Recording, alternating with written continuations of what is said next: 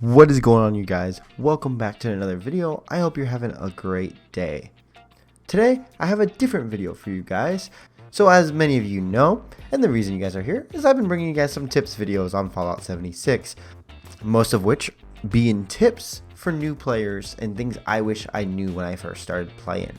Well, today I'm going to bring you a video similar to those. This is going to be tips I learned the hard way. So these are tips that I learned that do have consequences that you're going to regret once you figure out that you messed up. So we're going to jump right into these guys. There's more you guys can think of. Let me know in the comment section down below because there is tons of them. But anyways, this first tip that we've gone into, we got a player here at the camp. Let's give him a little wave. I always wave to the players we see here in the camp. Anyways, now that we gave a wave, guys, the first tip that we have here, guys, is do not scrap perk cards until you hit level 50. And this is one I regretted very early on. So as you know, if you open some perk packs, let's open some perk packs right now, shall we? We're going to open 3 of them. Here we go, just to show you how this process goes. And you do get a funnies with it. Let's go. All right. So as you can see, you do get a bunch of perk cards and stuff like that. Well, once you get those perk cards, you can scrap them for perk points. Now, these perk points don't really help you until you unlock your legendary perks.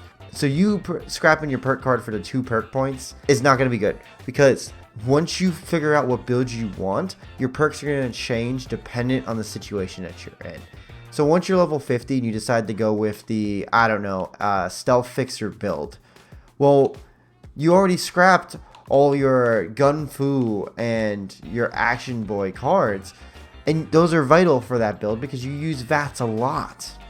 So basically, guys, what I'm saying is don't scrap the cards until you're level 50. Just hold on to them. If all else fails, yeah, you gotta wait a little bit longer to get that legendary perk. But trust me, having some options for perks is gonna be a lot better than not having any options for perks at all. Trust me. Just take my word on it, guys. And people in the comment section will definitely back me up on that one. Don't scrap your perk cards too early. Alright, guys, this next tip is going to be one that I will admit I did not learn until about, I would say, December of last year. That's right, still fairly recent. So, let's say you have your camp, right, and you're running a vendor. Well, you probably noticed maybe your vendor's not getting a lot of people popping in. Well, pause the game, click on your camp, and make sure public map icon is turned on. Because if it's off, your camp is not displayed publicly on the map. So as you can see, mine's giving out these little sonar waves. That is letting me know that other players can see my camp. There are tons of people who have vendors that aren't even displayed on the map because they don't know that you have to turn your camp on. If you don't turn it on, people can't fast travel to your camp, and well, 90% of the people are not going to find your camp. Alright, guys, the next tip I have for you guys is bobbleheads and magazines. So bobbleheads and magazines, unlike past Fallout games, in this game are not permanent. So if you were like me and you found your first bobblehead and you're like, oh cool, an intelligence bobblehead, let me pop this so my intelligence goes up. It only lasts for a set duration of time. The same goes with all magazines in the game. Honestly, most of them, I would say about 90% of them, aren't even worth the buffs. Aside from 1 or 2, I know like the leader bobblehead is probably the most useful one out of the bunch. And there's some magazines that are pretty useful for ranking up and stuff like that. But the tip I have for you here is they are not permanent, so save them for the situation. Save them for the situation that you would need them on. So don't pop your big guns bobblehead expecting to be good with your minigun the entire time. It's only going to last for a fixed duration of time. Alright, let's say you're out camp hopping, right? Well, this next tip that I learned the hard way is going to be to scrap your junk before camp hopping. And the reason I say this is because there is a such thing as trap camps in Fallout 76. And what are these trap camps? They're normally made by a higher overall player who likes to collect junk. So they're looking for easy scrap and stuff like that. Most of the time they're just AFK in their camp hanging out. A lot of times it's going to be a store that lures you to a very particular narrow hallway, or you're going to notice a lot of wires going around from where their vendor is. Most of the time, this is indications of a trap camp. And what this is going to do is these trap camps are going to kill you. And when you die, you're going to drop all your junk. And then that player will be there to collect that junk. So just make sure you are scrapping all your junk before you go camp hopping. I have not encountered any trap camps in about a few months, I would say. I camp hop quite frequently and check out the player stores because you never know what you're going to find a player has. And I've only come across one trap camp ever in my entirety of playing Fallout 76. And it was quite obviously a trap camp. I was just dumb and went down the hallway. So it's not a very common thing, a very common occurrence that you might come across one of these, but it is not impossible. Players do like junk, obviously. Free resources. People, with the influx of new players, I have a feeling someone's going to stumble upon the trap camp tutorial video on YouTube, and we're going to see a number of trap camps coming back, especially with the new players coming to Appalachia. So just keep that in mind, guys, and be very careful when you're camp jumping. Alright guys, and the next tip I learned the hard way is going to be starched genes. Starched genes. You need to have starched genes when it comes to mutations. And I'm going to explain why right now. So if you pop a Radex or Radaway, there's a chance you're going to lose your current mutation that you have, no matter what it is. Because that's just the way it works. That's what those chems do. So with starched genes, you get to keep your mutation permanently as long as that perk is applied. So I learned this the hard way. I acquired marsupial. That was my first mutation I had. And I got it the hard way by dying of radiation until I finally got the mutation I wanted. Once I got marsupial, I literally, I kid you not, within 5 minutes, popped a Radaway or Radex, whichever one it was. I forget which one exactly it was, but I remember popping it immediately because it was in my quick scroll wheel. And I lost the mutation. And I didn't realize I lost it until about 5 minutes later. And I was like, oh, damn, this sucks. I lost my mutation that I just worked so hard to get. Especially if you're going to camp to buy those serums. Sometimes they can get a little costly when you get all the ones you want. So with that being said, guys, make sure you have starched genes on once you go in for mutations. And that's also going to piggyback on the not scrapping perk cards, because you might not be using starched genes very early on in the game, and you might see it and be like, oh, I'm never going to use this perk. Scrap. No, don't scrap perks. Alright guys, we are now inside the rusty pick, because that next tip I learned the hard way is going to bring us to the rusty pick. And this next tip is going to be one that's pretty simple. So you're going to walk up to Murmgur here, and you're going to see these crates, and they're very enticing. I can get a legendary piece of power armor for 120 legendary script. Well, the thing is with this, look, I'll even buy one right now. Let's get a legendary ranged weapon. Let's see what we get. We got a 2-shot Gatling laser. Okay, this one's actually pretty good.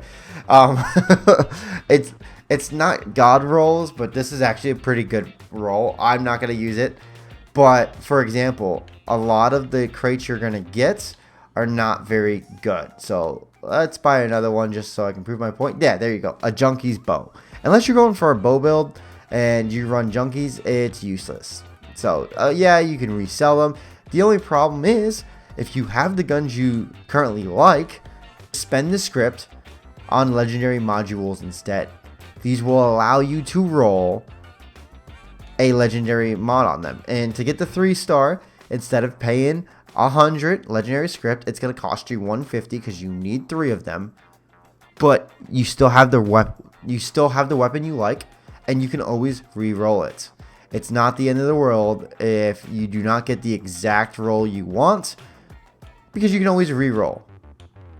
And for our next tip, this one is going to be one that I've found out, again, very unfortunately. So I'm actually going to enter my power armor here to show you this next tip. And this is going to be about scrapping. So whenever you get done raiding an area or completing a mission and you're going to be full of junk, right? You want to scrap your junk. So we're going to run to the nearest bench. Let's go to this Tinkerer's Workbench right here in the restroom. We're going to press X to scrap. And look at this. I'm scrapping my pre-war money. Okay. And I'm just spamming A. Spamming A. And boom. You have your power armor helmets just chilling there, right?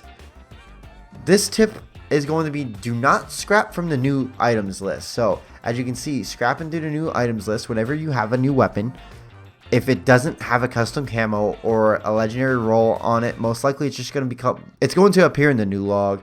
And if you're spamming the A button, if you have a lot of weapons that you just picked up, chances are you're going to accidentally scrap it. The amount of times I've accidentally scrapped a power armor head, I can't even count on one hand if I'm being honest with you. I recommend scrolling through weapons when you have to scrap weapons, or scrolling over to junk when you're scrapping junk. Now, I know it's tedious to do the extra step, but it's one extra step, and it's going to save you from losing your power armor helmet, which, like, if you get up to like a T65, it's going to be costly to get another one. Alright guys, and the next tip I learned the hard way is going to bring me to Site Alpha. So, if you know where this area is, you know what this is about. This is where you're going to go to drop a nuke. Now, besides the random Yaogwai that you're going to have defending in this area, this tip is going to be basically, be prepared when time to drop a nuke. Once you enter the silo, you're going to be attacked by tons and tons of robots. So make sure you go in there with some high energy resistance. I recommend power armor when running through the bunkers. They are going to pile. There are tons and tons of laser turrets down there. You are going to get beamed by laser turrets once you enter that area. I highly recommend power armor. Or if you have very high damage resistance, make sure your energy resistance is very high too, because they all use energy weapons, as you know. Now, with that being said, that's not the only part of this tip. Also, make sure when you're dropping a nuke, you know where you want to nuke. Because once you get to the end of the silo and you don't actually know where you want to drop a nuke at, you're going to be scratching your head, wondering, okay, do I like Scourge Beast Queen, Earl, Ultra Sight Titan, or do I just want to drop it somewhere where I can farm things? I recommend, if you're doing multiple nuke runs, start with the Scourge Beast Queen, see how many people join. If a lot join, then do Earl. Because Earl, you're not going to be able to do unless you have a very high endgame build. You're not going to be able to do with very few players. You got to fill that lobby up, because there is a player limit for Earl. I think it's 8. You want to get all 8 people in there for Earl, because you're going to probably need them. The Ultra Sight Titan, you need a little bit more than the Scourge Beast Queen, but most of the people will join the Scourge Beast Queen Ultra Sight Titan no matter what. The Earl one, you kind of want to test the waters there a little bit. With that being said, remember too, when you enter the nuke zone, which is going to be the big red circle, and look guys, I actually put it on the screen this time. It's on the screen. There it is. Shout out to those who know I missed to put that in the last tips video where I talked about the nuke zone. But it's right there on the screen. See, it's there. It's there. I did it this time, guys. I did it. Anyways, once you enter this zone, you're going to gain tons of radiation. So be prepared for that. Bring your chems, bring your power armor. Just be ready to fight off a lot of radiation very quickly. So when running the nuclear silo, make sure you have this little trusty thing called the nuclear keycard. Without this, you cannot actually drop a nuke. So they are very easy to come across these days. In fact, the Seasons, I believe, gives you a ton of them. So if you can't get your hands on any of them, the Seasons have them in here. Let me check what page it's on. Yeah, guys, so they are on the second page of the Seasons thing. You get 5. So keep that in mind when dropping nukes. You're going to need a nuclear keycard. If you don't have any, definitely check player vendors.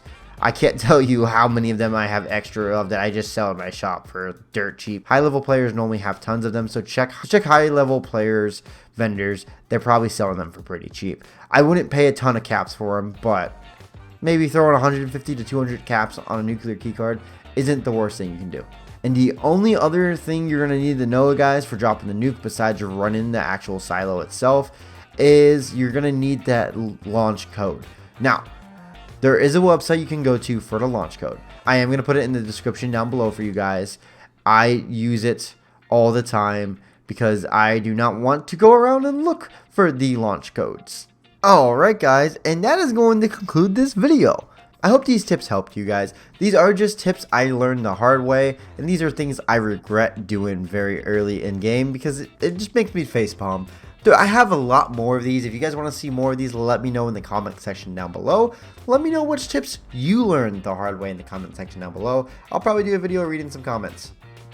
But guys, before I leave you, thank you all so much for 1,600 subscribers.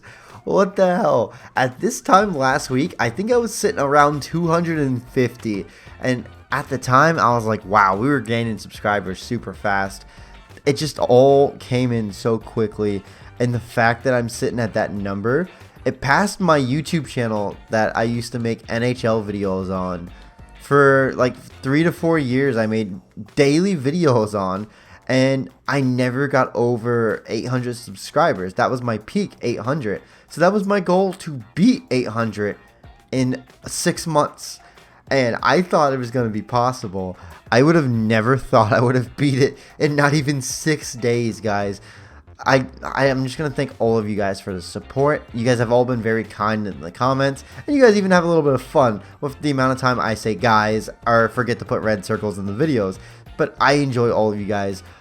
All the company that stops by means the world to me. And thank you so much. I truly enjoy making these videos, and I have so many plans for more videos for you guys. Not even just on 76. I have some other videos coming. Not just tips videos. They're coming. But guys, that's going to do it for me today. I'll catch you guys in the next one. I hope you have an amazing day. And as always, deuces.